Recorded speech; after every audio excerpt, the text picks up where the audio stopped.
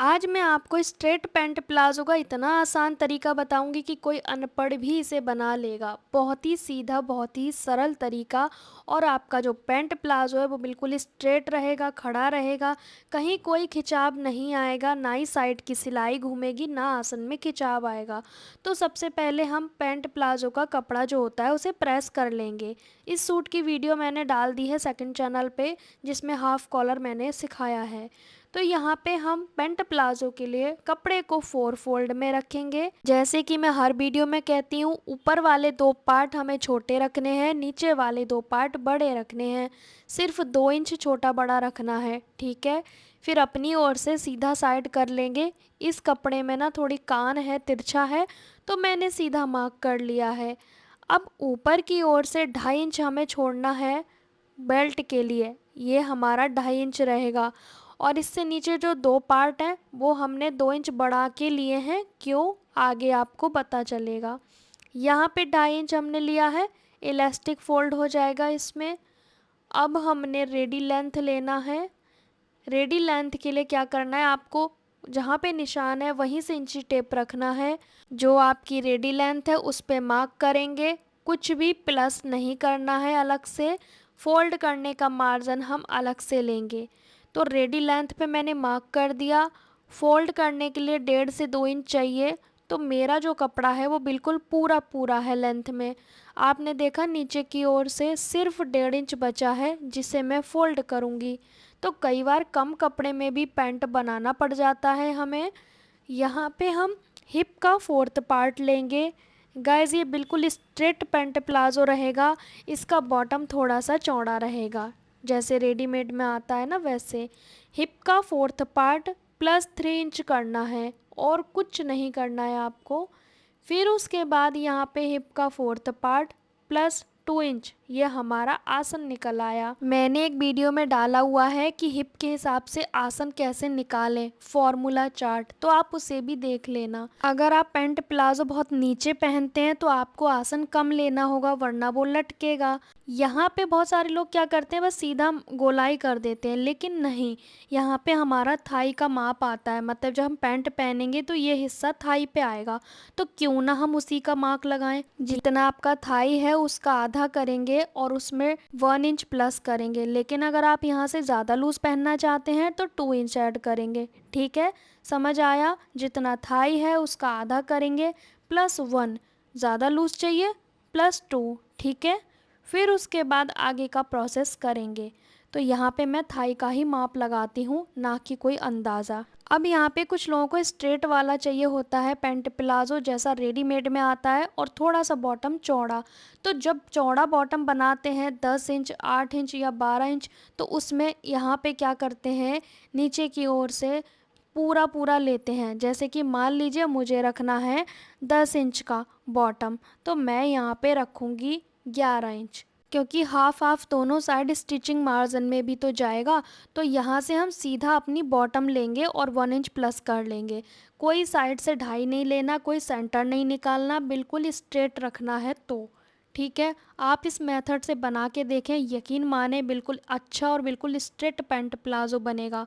यहाँ पे मैंने स्केल की सहायता से फिटिंग का मार्क कर दिया। नहीं है तो आप इंची टेप से ही कर सकते हो। कर्व हमने यहाँ पे ज़्यादा गहरा नहीं देना है।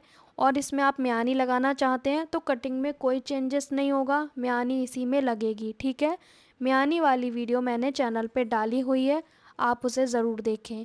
फिर हमने बैक पार्ट जो बढ़ा के लिया था कपड़ा फोल्ड करते समय, उसमें हमने 2 इंच का बैक आसन बढ़ाना होता है। एक साइड से आसन ही बढ़ेगा, उस साइड से तो बिल्कुल बराबर रहेंगे पार्ट, ठीक है। तो आप ये ना सोचें कि कहीं लंबाई तो नहीं बढ़ जाएगी, ऐसा नहीं होता है। रेडीमेड पैंट प्लाजो हो चाहे पैंट हो, बैक आसन बढ़ा लेते हैं, क्योंकि हिप साइज़ बैक साइड से ही होता है, बैठने उठने में दिक्कत ना आए इसीलिए। और इसमें म्यानी आपकी मर्ज़ी है, लगाएं या ना लगाएं, कटिंग तो सेम होगी। यहाँ पे हमारी दोनों पार्ट की कटिंग हो गई, फ्रंट और बैक दोनों एक साथ। बस दो में हमने बैक पार्ट बड़े लिए हैं आसन की ओर से, ठीक है। बाकी साइड से बिल्कुल स्ट्रेट है। अब हम पॉकेट की कटिंग करेंगे। कपड़ा बहुत कम बचा है। पॉकेट की लिए हमने डबल फोल्ड कपड़ा रखना है अपनी और बंद साइड। नीचे की चौड़ाई 7.5, पॉकेट की लंबाई 13 इंच, ऊपर की पॉकेट की चौड़ाई 6.5, जितनी नीचे है उससे 1 इंच कम लेना होता है पॉकेट में। अब साइड से मैंने हल्का शेप लगा दिया तिरछा, 1 इंच इस तरह से तिरछा कट कर दिया। यहाँ पे हमारी पॉकेट की कटिंग हो गई। ठीक है, चौड़ाई आप ज़्यादा भी रख सकते हैं पर लंबाई इससे ज़्यादा सही नहीं रहती है पॉकेट की। अब स्टिचिंग करेंगे तो पहले फ्रंट पार्ट के आसन जोड़ेंगे। ध्यान रहे दोनों की सीधी साइड अंदर की ओर है। ये बैक पार्ट के आसन जॉइंट करने हैं, दोनों की सीधी साइड अंदर की ओर रहेगी। अब हम फ्रंट पार्ट को लेंगे, इसमें हम पॉकेट लगाएंगे। तो पॉकेट की पहले नीचे की सिलाई लगा के पलटना है पॉकेट। पहले फ्रंट पार्ट की राइट साइड पे एक निशान 2.5 इंच पे, क्योंकि 2.5 इंच हमारा बेल्ट में जाएगा। अब ध्यान से देखें, पॉकेट के नीचे वाले हिस्से पे सिलाई लगाएंगे, फिर इसे पलट लेंगे। पॉकेट पे सिलाई लग गई, पलट के भी सिलाई लगानी है, नहीं तो आपके पैसे निकल जाएंगे। फिर आपको ओपन वाली साइड पे रखना है पॉकेट का ओपन वाला हिस्सा। ध्यान से समझें, इस जगह पे ये हमारा पहनने पे राइट साइड पे ही आएगा। ऊपर 2.5 छोड़ेंगे, फिर 1 इंच और छोड़ देंगे। ठीक है, अब हमने पॉकेट के ऊपर निशान लगाना है, यहाँ पे भी 1 इंच छोड़ा, फिर जितना गैप रखना है नॉर्मल 6 या 5.5 तक होता है, तो मैं 6 इंच पे रख रही हूँ। अब जैसा निशान लगा है, अब ध्यान से देखें, पॉकेट हमने खुली वाली साइड पे रखा है और पैंट का जो फ्रंट पार्ट लिया है वो राइट साइड का लिया है, और राइट हैंड साइड पे ही तो पॉकेट लगाते हैं। यहाँ पे ध्यान से देखें मैंने कैसे रखा है। अब हमने पॉकेट का नीचे वाला हिस्सा हटा दिया, जिस पे निशान है बस उसी को रखेंगे। नीचे का हिस्सा पॉकेट का हटाना है, जैसे कि मैंने हटाया है। अब इस पे सिलाई लगा देंगे। पॉकेट हमने कहाँ तक रखा है, ऊपर से ध्यान से देखो, निशान के पास रखा है। 2.5 इंच तो ऊपर छोड़ा है और यहाँ पे जो निशान है वहीं तक पॉकेट शुरू है। ठीक है, यहाँ पे लगा लिया सिलाई। अब उसके बाद हम कट लगाएंगे, क्योंकि तभी तो ये पलटा जाएगा। यहाँ पे कट नहीं लगाओगी तो पलटने में आसानी नहीं होगी। अब पलट के आपको कॉर्नर अच्छे से बना के सिलाई लगानी है इसके ऊपर। देखो आप ध्यान से, इस पे सिलाई लगानी है, पलट के कॉर्नर अच्छे से सेट कर लें। सिलाई लगा ली मैंने। अब उल्टी साइड से जो ये हिस्सा छोड़ा था, अब इसे भी सिलना है। कैसे, ये जो गैप है ना उसे छोड़ना है, गैप को छोड़ेंगे। यहाँ पे मैं अब आपको बता रही हूँ, ये ऊपर वाले हिस्से पे पहले सिलाई लगा लें, नहीं तो ये हिलता डुलता रहेगा। फिर उसके बाद इतनी जगह में सिलाई, और इस साइड पे ये जो गैप है इसे छोड़ना है। बाकी दोनों साइड सिलाइयाँ आएंगी, इस साइड भी और इस साइड भी। ठीक है, अब हमारी पॉकेट अटैच हो गई। देखो आप ध्यान से कैसे लगाया है मैंने पॉकेट, ये यहाँ से ऐसा आएगा। ठीक है, अब एक कच्चा सिलाई मैंने लगा दिया है ताकि ये पॉकेट हिले डुले नहीं, हम जब इलास्टिक डालें इसमें नेफे में तब। ठीक है, यहाँ पॉकेट का शेप यहाँ पे इस तरह से आ जाएगा। अब जब हम नेफा फोल्ड करेंगे तो ये पॉकेट इसके अंदर चला जाएगा, और ये हिले डुले नहीं, तो मैंने कच्चा सिलाई लगा दिया है, इसे बाद में हटा देना है जब इलास्टिक डालेंगे, वरना ये हिलता डुलता रहेगा, फिर पता नहीं चलेगा कितना ये अंदर जाएगा पॉकेट। इस तरह से नेफा फोल्ड हो जाएगा। अब हमने दोनों पार्ट एक दूसरे के ऊपर रखने हैं, इस तरह से। सीधी साइड अंदर की ओर है, ये भी उल्टा रख देंगे और साइड की सिलाई लगा के कंप्लीट करेंगे। आराम से सिलाई लगाएं वरना ये खिंच सकता है। फिर सिलाई लगा ली हमने। अब नीचे बॉटम फोल्ड करने के लिए ऐसे करना है, साइड से जो कट लगाए हैं कट टू कट पकड़ना है, और ये जो बीच की सिलाई है ये जॉइंट है, ये भी बिल्कुल सेंटर में रहना चाहिए, आगे पीछे ना हो। हमने इस तरह से हाथ से क्रीज बना ली है और इस पे सिलाई लगा देंगे। दोनों बॉटम पे सिलाई लग गई। अब समस्या आती है बहुत सारे लोगों को कि इलास्टिक कैसे डालें, बैक वाला हिस्सा तो तिरछा कट हुआ है। तो उसका तरीका ये है कि 2.5 इंच पे पहले निशान लगाओ पूरे राउंड पे, मतलब पूरा जो ये गोलाई है ना यहाँ पे, इस क्योंकि कटिंग के समय कितना लिया था, 2.5 इंच लिया था ना, इसीलिए जो शेप आ रही है ना तिरछी बैक साइड के आसन की, वहाँ पे भी 2.5 इंच पे निशान लगाना है। और इस निशान के हिसाब से ही हम नेफा फोल्ड करेंगे। कैसे, वो मैं अभी आपको समझाऊंगी। तो पहले आपने पूरे पे 2.5 इंच पे मार्क कर लेना है, कोई जगह नहीं छोड़नी है आपको। जो बिगनर्स हैं उनके लिए बहुत आसानी होगी। इलास्टिक मैंने लिया है जितना हिप राउंड -12। अब नेफा फोल्ड करने का बहुत आसान तरीका ये है कि बैक वाले आसन की तरफ से हमने पहले शुरू करना है नेफा फोल्ड करना। निशान के हिसाब से फोल्ड किया, डबल फोल्ड, फिर हम इलास्टिक को रख के चेक कर लेंगे कि भाई चौड़ाई हमारी इलास्टिक से ज़्यादा होनी चाहिए, और फिर हर एक जॉइंट पे पिन लगा देंगे। 4 जॉइंट आएंगे हमारे इसमें, 2 आसन के, 2 साइड के।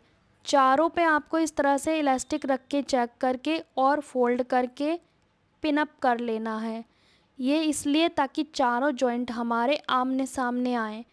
ठीक है, पिन लगाने से इतना इजी हो जाएगा नेफा फोल्ड करना कि आप मुझे खुद कमेंट करोगे। पर इसकी चौड़ाई इलास्टिक रख के चेक कर लें, थोड़ी सी ज़्यादा होनी चाहिए ताकि हमारा इलास्टिक आसानी से चला जाए। यहाँ पे आप देखो जो निशान है हम उसी के हिसाब से फोल्ड किए हैं और सिलाई लगाते जा रहे हैं। पिन अप करने से ये आसानी होती है कि नेफे में झोल नहीं आता, क्योंकि वो 4 जगह से तो रुका हुआ है कपड़ा, बस बीच बीच में ही तो सिलना है। अब आप देखो कि मैं बिल्कुल भी कपड़े को नहीं संभाल रही हूँ, बस आसानी से हमने सिलाई लगा ली, कोई झोल नहीं आया। और यहाँ पे 2 इंच का गैप छोड़ा। इलास्टिक हम पिन की सहायता से डाल रहे हैं, और ये जो निशान है ना इसी के हिसाब से तो फोल्ड करना है नेफा, ना ये नीचे जाए ना ऊपर, बस निशान पे फोकस करते जाओ, कपड़ा डबल फोल्ड करते जाओ। हमने इलास्टिक को डाल दिया है और ये घूमे ना ऐसा देखना है पहले आपको, फिर ये जॉइंट करना है आपस में। जॉइंट करने के बाद जो हमने गैप छोड़ा है उसे वापस से सिल देंगे इस तरह से सेट करके। देखा आपने कितना तो आसान है। सिलाई कंप्लीट हो गई। अब यहाँ पे ये गलती ना करें कि आप डायरेक्ट दूसरी सिलाई लगा दें, पहले इस तरह से गैदर बराबर करें, चाहे आपको कितनी देर लग जाए, क्योंकि अगर गैदर आगे पीछे रही तो गड़बड़ हो जाएगी, आगे वाला हिस्सा पीछे जाने लगेगा और पीछे वाला आगे। इसलिए गैदर बराबर करनी चाहिए आपको। और सिलाई कैसे लगानी है, बहुत सारे लोग कहते हैं कि हमारा इलास्टिक तो घूम जाता है, तो यहाँ पे भी तो घूमा हुआ है इलास्टिक। पहले आपको सिलाई थोड़ी सी लगानी है, फिर सुई को नीचे करके खींचना है। अब ध्यान से देखो मैं ये घूमी हुई इलास्टिक को कैसे सही कर रही हूँ। पहले सुई को नीचे किया, अब आपको खींचना है इस तरह से और हाथ से प्रेस कर देना है, मतलब कि जो घूमी हुई है इलास्टिक उसे सेट करना है, फिर सिलाई लगा दें। थोड़ी थोड़ी स्टेप में करें। सुई नीचे किया, खींचा और हमने अच्छे से हाथ से रोका, मतलब जो घूमी हुई इलास्टिक है उसे प्रेस कर लिया हाथ से। ठीक है, वापस सुई नीचे करेंगे, फिर खींचेंगे और जहाँ पे घूमी है वहाँ पे सेट करते जाएंगे और सिलाई लगाते जाएंगे। तो ये गैदर भी सारी बराबर होनी चाहिए और हाथ से सेट करते जाएं। देखो कितनी आसानी से लग गई हमारी इलास्टिक। अब हमने ये वाला शेप लगा देना है वापस से। एक साइड पे हमने निशान लगाया, अब इसी को हम दूसरी साइड छाप लेंगे, ठीक है, ताकि बराबर सिलाई आए दोनों साइड पे। यहाँ पे ये गलती ना करें कि भाई जो आसन का कपड़ा है जिस साइड ऊपर जा रहा है उस साइड आपको रखना है, ऐसा नहीं है कि दूसरी साइड आप कर दो। ये गलतियाँ नहीं करनी है छोटी छोटी। पहले थोड़ी दूरी पे इस तरह से आसन पे सिलाई लगा लें, पर ये ध्यान रहे कि मार्जिन जिस साइड जा रहा है उसी साइड जाने दें। फिर ये वाली सिलाई पूरी लगानी है दोनों साइड पे, लेकिन पहले आसन के पास थोड़ी दूरी पे लगा लें। यहाँ पे हमारा स्ट्रेट वाला पैंट प्लाजो बन के रेडी हो गया। तो यहाँ पे आप देख सकते हैं हमारा स्ट्रेट पैंट प्लाजो बन के रेडी हो गया है, जो कि मैंने आपको बहुत आसान तरीका सिखाया है। तो इस तरह से आप भी घर बैठे अपने पैंट प्लाजो को बना सकते हैं। बिल्कुल स्ट्रेट बनेगा, कोई कमी नहीं आएगी, ना साइड से खिंचेगा, ना आसन खिंचेगा, ना साइड की सिलाई घूमेगी, कोई भी प्रॉब्लम नहीं आएगी। ठीक है, बस नाप लेते वक्त हल्का सा थोड़ा सा लूज़ लूज़ नापना है थाई पे, बाकी कोई समस्या नहीं है। तो इस तरह से आप भी बना सकते हैं। कोई भी प्रॉब्लम आए तो कमेंट में ज़रूर पूछें। अब इतना आसान तरीका सिखाया है तो जल्दी से पैंट प्लाजो बना के दिखाइए और मेरे साथ शेयर करें अपना अनुभव। मिलते हैं नेक्स्ट वीडियो में, तब तक के लिए बाय बाय।